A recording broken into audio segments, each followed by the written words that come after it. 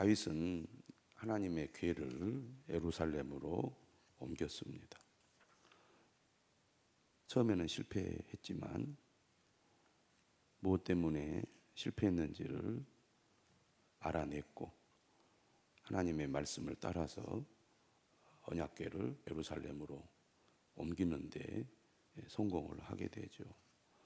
하나님의 임재를 상징하는 언약궤를 예루살렘으로 옮겨왔다는 것은 이스라엘의 진정한 왕은 하나님이시고 우리는 하나님의 뜻에 복종할 뿐만 아니라 이 나라는 진정으로 하나님이 다스리는 나라가 되었다, 그런 의미라고 하겠습니다. 다윗이 얼마나 기뻐했겠습니까? 다윗의 기쁨이 16장 하반절에 잘 표현되어 있습니다. 하나님을 얼마나 사모하고 또 즐거워하는지를 잘 보여주고 있습니다. 이것이 예배자의 마음이고 또 정신이라고 할 수가 있겠죠. 이런 가운데 오늘 다윗은 또 다른 고민에 빠집니다. 예루살렘으로 수도를 옮기고 그곳에 궁전을 짓게 되는데 자신이 좋은 궁전에 거주하면서 나는 이렇게 좋은 집에 살고 있는데 하나님의 언약궤는 이동형 천막에 있는 것이 너무 마음이 불편했던 겁니다. 그래서 선지자 나단을 불러다가 이렇게 자신의 마음을 털어놓죠. 나는 백향목 궁에 거주하거늘 여호와의 언약궤는 휘장 아래에 있도다. 하나님이 내 삶의 주인이시고 가장 높으신 분인데 하나님이 임재하시는 장소가 내가 사는 집보다 못하다는 것이 마음에 걸린 겁니다. 그게 매우 불편한 거죠. 하나님이 내 삶의 최고이신데 말로만 하나님을 내 삶의 최고라고 하고 실제로는 하나님이 아니라 내가 최고인 삶을 살고 있다는 게 다윗에게는 양심에 꺼리낀 것이죠. 그러자 나단이 이렇게 다윗에게 얘기를 했습니다. 하나님이 왕과 함께 계시니 마음에 있는 바를 모두 행하소서. 나단 선지자는 다윗의 그 중심을 보았습니다. 그가 진실하고 또 순수한 마음으로 하나님을 위해서 성전을 짓겠다는 의지를 보였기 때문입니다. 그래서 나단 선지자는 아직 하나님의 뜻이 무엇인지 잘 모르는 상태에서 그저 다윗의 마음의 중심을 보고 다윗을 격려하고 또 지지한 거죠. 그런데 그 밤에 하나님의 말씀이 나단에게 임했습니다. 가서 내 종 다윗에게 말하기를 여호와의 말씀이 너는 내가 거할 집을 건축하지 말라. 다윗의 열정, 다윗의 그 순수한 마음에도 불구하고 하나님은 다윗이 성전을 건축하는 것을 반대하신 겁니다. 내가 거할 집을 건축하지 말아라.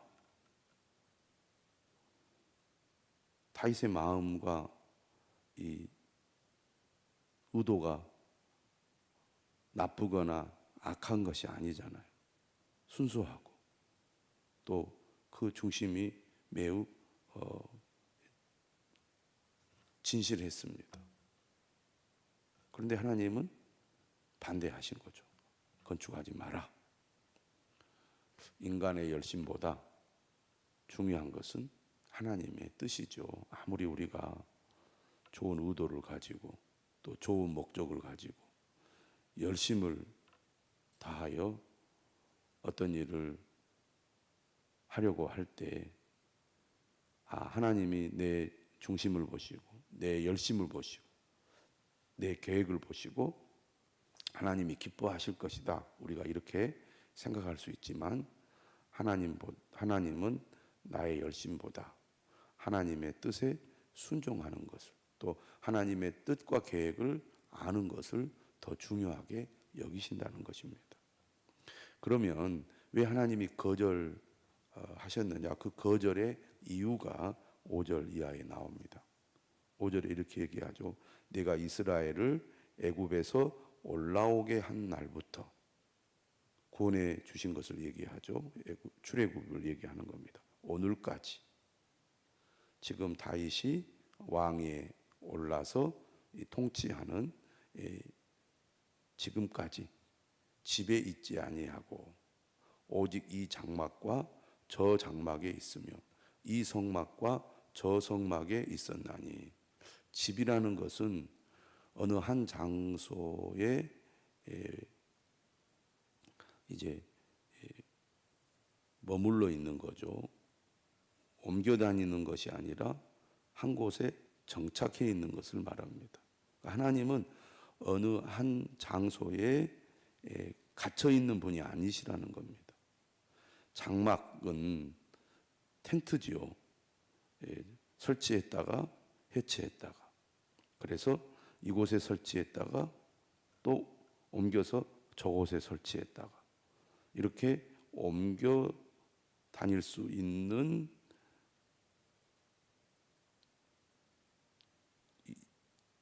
곳이 바로 장막이고 성막입니다.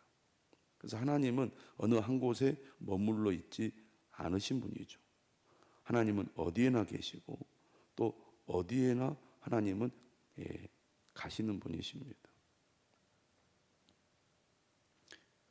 이스라엘 무리와 더불어 가는 모든 곳에서 내가 내 백성을 먹이라고 명령한 이스라엘 어느 사사에게 내가 말하기를, 너희가 어찌하여 내 백향목 집을 건축하지 아니하였느냐고 말하였느냐. 하나님은 한 번도 나를 위해서 집을 지어라 이렇게 명령하지 않았다는 것입니다. 하나님은 어느 한 곳에 갇혀 있는 분도 아니고, 또 하나님의 사람들에게 나를 위해서 집을 지어라 명령도 하지 않았다.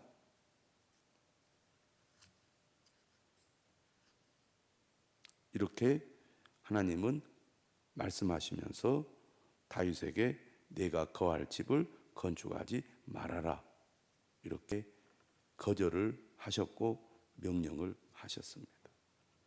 그러면 하나님은 이런 다윗의 열심과 계획을 악하게 보셨느냐? 그렇지는 않았습니다. 7절에 이렇게 얘기하죠.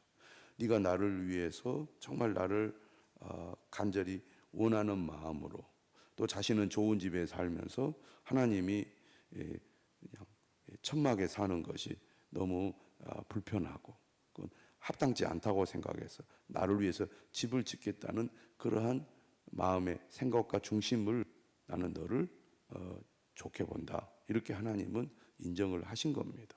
하지만 내 뜻은 그게 아니다 라고 분명하게 말씀을 하신 거죠. 그래서 하나님은 다윗의 그 중심을 보시고 7절에 이렇게 얘기합니다.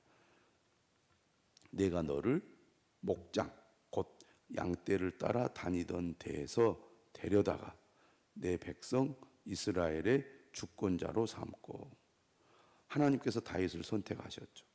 다윗은 양을 치는 목자였습니다. 그런데 그런 목자를 하나님이 발탁해서 이스라엘의 왕으로 삼으신 거죠. 다윗을 선택하신 분도 하나님이시고 다윗을 왕으로 세우신 분도 하나님이십니다. 네가 어디로 가든지 내가 너와 함께 있어 내 모든 대적을 내 앞에서 멸하였은즉. 다윗이 도망을 다닐 때나 또 왕이 되어서 전쟁을 치를 때 하나님이 항상 다윗과 함께 하셨습니다. 그리고 다윗보다 앞서서 다윗과 다윗과 이스라엘을 위해서 싸우시고 승리를 거두셨죠. 내가 너를 왕으로 세웠고 너를 승리하게 했는데, 그러면서 이런 약속을 합니다. 세상에서 존귀한 자들의 이름 같은 이름을 내게 만들어 주리라. 내가 너를 정말 존귀한 자로 만들어 주겠다. 그 누구보다 존귀한 자로 만들어 주겠다. 이것은 곧 다윗의 믿음, 다윗의 중심을 하나님이 바르게 본 것입니다. 분명히 다윗은 하나님의 뜻이 무엇인지를 알지 못했습니다. 하지만 하나님은 다윗의 중심을 높이 사신 것입니다. 오늘 우리는 말씀을 통해서 내 열심과 내 계획이 아무리 좋다 할지라도 그것이 하나님의 뜻을 따르는 것이 아니라면, 또 그것이 하나님의 뜻을 거스르는 것이라면, 하나님의 뜻을 모르고 하는 일이라면 결코 하나님이 인정하지 않는다는 것을 알아야 되겠습니다. 또 하나, 하나님은 우리의 중심을 보시는 분이라는 것이죠. 우리의 진심을 보시는 분이십니다. 다윗이 지금까지 살아오면서 어떻게 하나님을 믿고 하나님을 섬기며 하나님을 의지했는지를 하나님은 다 알고 계신다는 겁니다. 그래서 하나님께서 다윗에게 이런 약속을 하시는 거죠.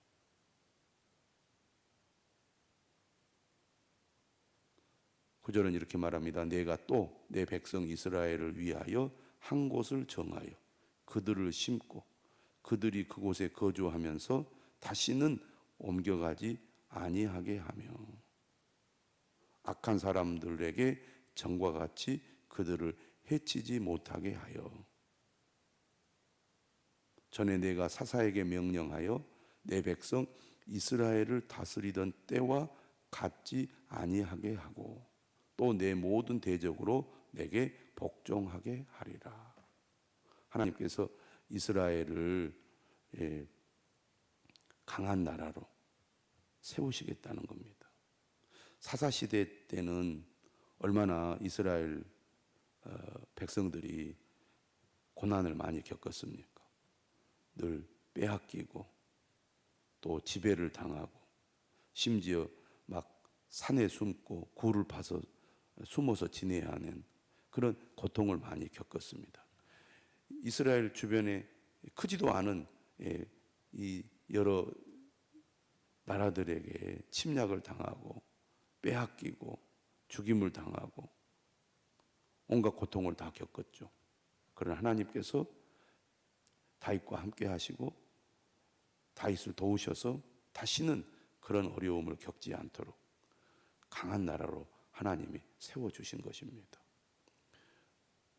하나님이 함께 하시고 하나님이 도와주셔야 모든 어려움이나 문제도 해결되는 겁니다.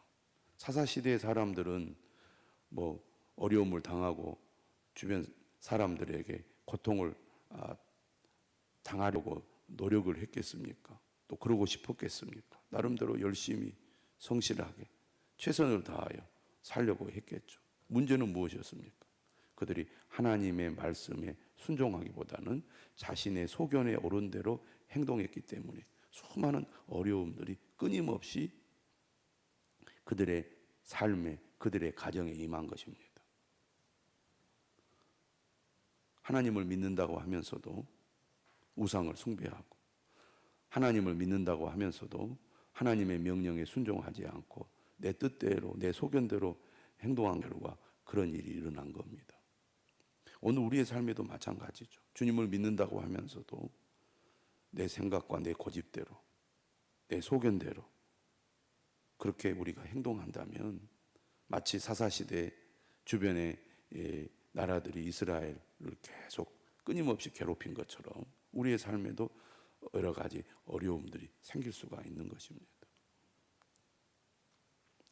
다윗은 오직 하나님을 믿는 믿음, 하나님의 임재를 그 간절히 사모하는 마음, 하나님 중심의 삶을 살겠다는 이 강한 이 마음으로 내가 하나님을 위해서 집을 짓겠습니다.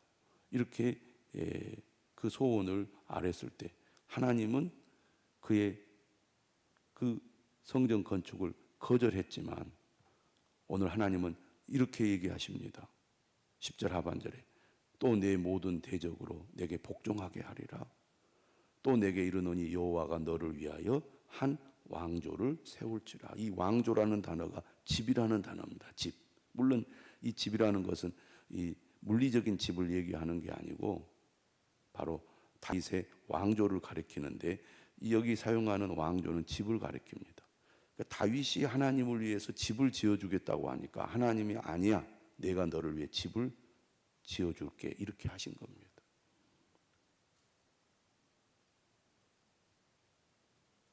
하나님은 다윗의 믿음, 다윗의 헌신, 다윗의 중심을 보셨습니다. 다윗이 하나님을 위하여 집을 짓겠다고 하니까 하나님은 오히려 내가 너를 위해 집을 지어주겠다, 왕조를 세우겠다라고 약속을 하고 있습니다. 거기에서 그치지 않죠. 11절 내 생명의 연한이 차서 내가 조상들에게로 돌아가면 내가 네 뒤에 내 씨 곧 내 아들 중 하나를 세우고 그 나라를 견고하게 하리니. 사울 왕은 하나님의 말씀을 듣지 않고 자기 생각대로 했습니다. 하나님의 명령을 거역했습니다. 하나님께 묻지도 않았습니다. 결국 버림을 받았고 사울의 왕조는 끊기고 말았습니다. 자식들이 다 죽고 말았죠. 그러나 하나님은 다윗에게 그 왕위가 그의 후손에게로 이어질 거라고 약속하고 있습니다. 그 나라를 견고하게 하겠다. 하나님은 그 중심을 보시고 다윗에게 복을 주셨고 또 주시겠다고 약속하셨을 뿐만 아니라 그의 자녀와 후손들에게도 하나님의 복이 임하게 하시겠다고 약속을 하고 있습니다. 우리가 진실한 마음으로 다윗과 같은 그런 믿음을 가질 때 하나님께서 다윗에게 주시는 은혜와 복을 우리의 가정에도 우리의 삶에도 주실 것입니다. 그는 나를 위하여 집을 건축할 것이요 나는 그의 왕위를 영원히 견고하게 하리라. 그의 아들 솔로몬을 통하여 성전을 짓게 할 거라고 말씀합니다. 그리고 이 다윗 솔로몬의 왕조가 영원히 견고하게 하겠다. 영원이라는 말을 통해서 다윗의 가계에서 메시아가 올 것을 하나님이 약속하는 말씀이기도 합니다. 정말 보잘것없는 그저 이름 없는 가문의 막내 아들에 불과했지만 하나님은 그의 중심을 보시고 그를 택하셨고 그를 통해서 이 이스라엘의 이 견고한 왕위가 세워졌을 뿐만 아니라 메시아가 그의 가계를 통해 이 땅에 오는 놀라운 복도 이 다윗은 받게 된 것입니다. 나는 그의 아버지가 되고 그는 나의 아들이 되리니 나의 인자를 그에게서 빼앗지 아니하기를 내가 내 전에 있던 자에게서 빼앗음과 같이 하지 아니할 것이며 내가 영원히 그를 내 집과 내 나라에 세우리니 그의 왕위가 영원히 견고하리라 하셨다 하라. 하나님은 다윗의 중심을 보시고 다윗에게 이 어마어마한 복을 약속하셨습니다. 우리도 다윗과 같은 믿음, 다윗과 같은 진실한 마음으로 하나님을 사모하고 하나님을 의지하고 하나님께 충성하며 하나님께 나아가는 저와 여러분들이 되시기를 주님의 이름으로 축원합니다. 기도하겠습니다.